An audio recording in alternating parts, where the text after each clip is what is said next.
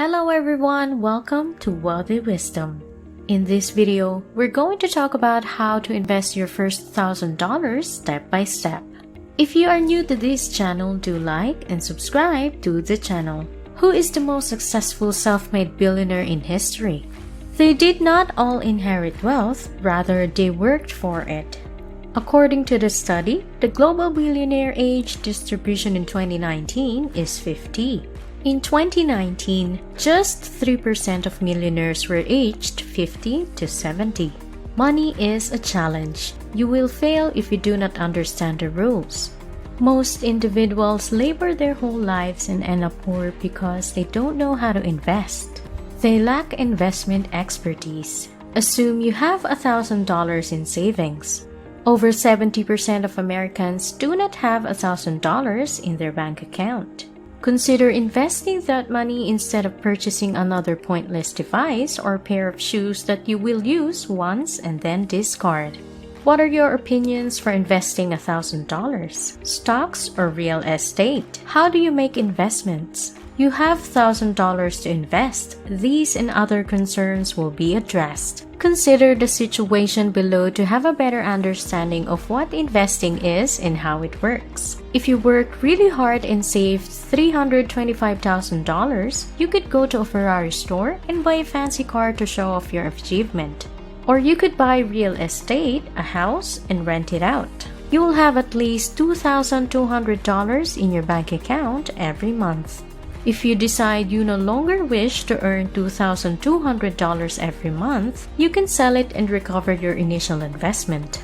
Your investment's value may rise, enabling you to sell it for a higher profit. And that is how money makes money. However, $1,000 will not buy you real estate.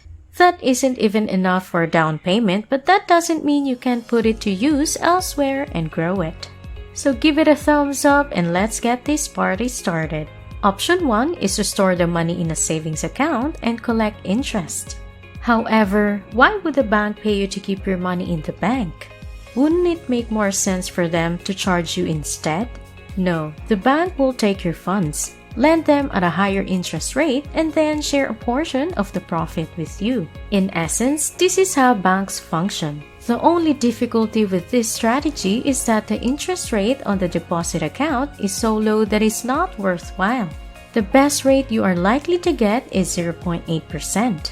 This means that if you deposit $1,000 in a savings account today, you will get $8 more 12 months later, which is quite low given the Fed's target inflation rate of 2 to 3%. If you don't achieve at least 2 to 3%, the real value of your $1,000 will decrease over time, meaning you may buy fewer goods each year. But why are interest rates on bank accounts so low? As a consequence of the pandemic, interest rates are low this year, and the Fed has been obligated to reduce them to stimulate borrowing and spending. When we emerge from this crisis in 1 or 2 years, the Fed will increase interest rates to 1.25% or maybe 3%, which will cause savings account interest rates to increase as well. If you enjoyed this video, please like and subscribe to the channel. Option 2 is to invest in stocks. This year, Amazon's stock price has increased by more than 80%. Google's stock increased by 30%. Tesla stock has increased by 721%. You heard correctly, 721 points out of 100.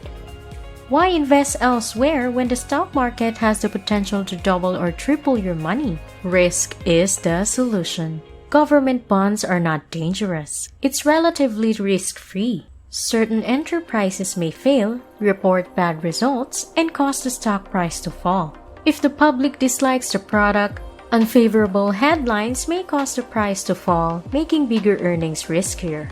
Apple is a more established company with a lower risk of failure than Tesla, but it also has fewer growth prospects as a result.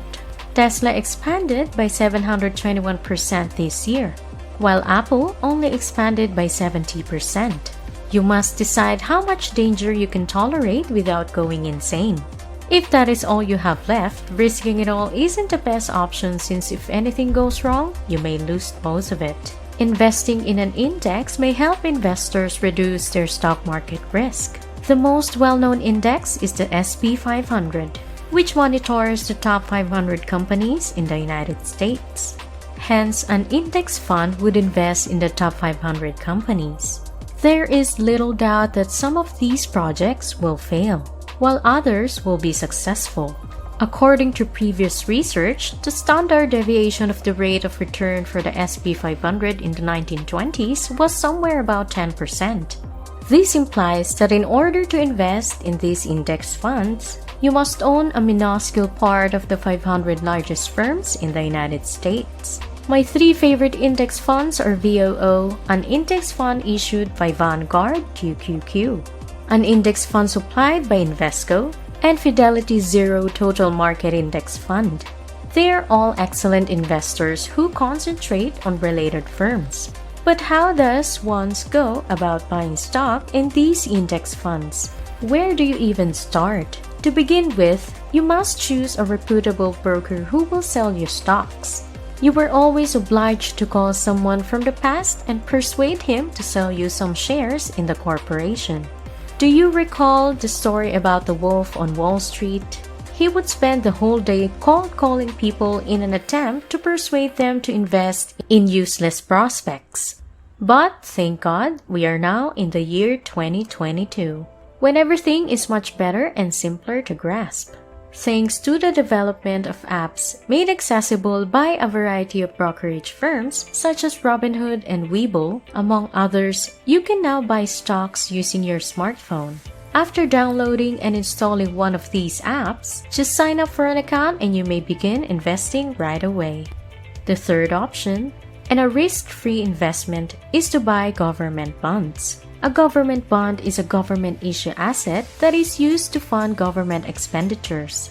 Assume the government wants to establish a school but lacks the necessary funds. Instead, it gives an IOU, which is a piece of paper that states that whoever holds this security owes the US government this amount of money plus interest. This is obviously a simplification, but it illustrates the notion. Government bond rates are less than 1% this year because interest rates are incredibly low. But 2 years ago, when interest rates were high, government bond rates reached 3%, which is not terrible since government bonds are the safest investments available. Any investment involves some level of risk. For example, what are the possibilities that the US government would default on its loan? For the US government to declare bankruptcy, the whole US economy may have to collapse. As a result, US bonds are regarded as one of the safest investments in the world. However, if you want to get a larger rate of return, such as 10%, 20%, or 30%, you must invest more.